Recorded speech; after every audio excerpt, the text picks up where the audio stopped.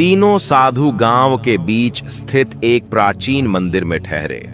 यह मंदिर वर्षों से वीरान पड़ा था, लेकिन उनके आगमन से वहां एक नई ऊर्जा लौट आई। गांव वाले बड़ी श्रद्धा से उनके प्रवचन सुनने आने लगे, मगर सावित्री को मंदिर में प्रवेश करने की अनुमति नहीं थी।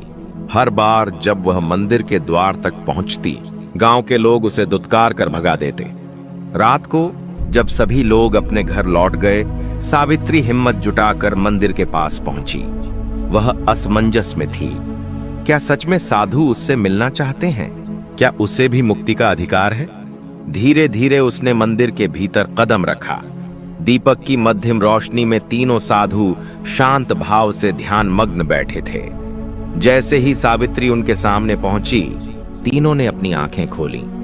कुछ देर की नीरवता के बाद एक साधु, जिनका नाम वशिष्ठानंद था, बोले, पुत्री, तुम हमसे क्या चाहती हो?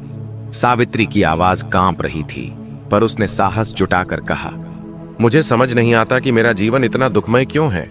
मैंने किसी का क्या बिगाड़ा है? तपोमूर्ति देवानंद मुस्कुराए और बोले, इस संसार में कोई भी दुख अकारण नहीं आता। तुम्हारे पूर्व जन्मों के कर्म ही तुम्हारे वर्तमान जीवन को प्रभावित कर रहे हैं।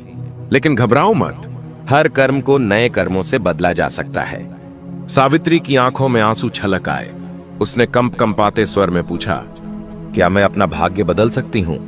ज्ञान साधक शरणानंद ने उत्तर दिया, मगर इसके लिए तुम्हें कठिन परीक्षाओं से गुजरना होगा।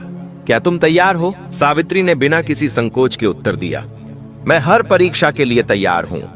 वशिष्ठानंद ने गंभीर स्वर में कहा, कल सूर्योदय से पहले तुम गांव के बाहर वाले पीपल वृक्ष के पास आना। वहीं से तुम्हारी असली यात्रा आरंभ होगी।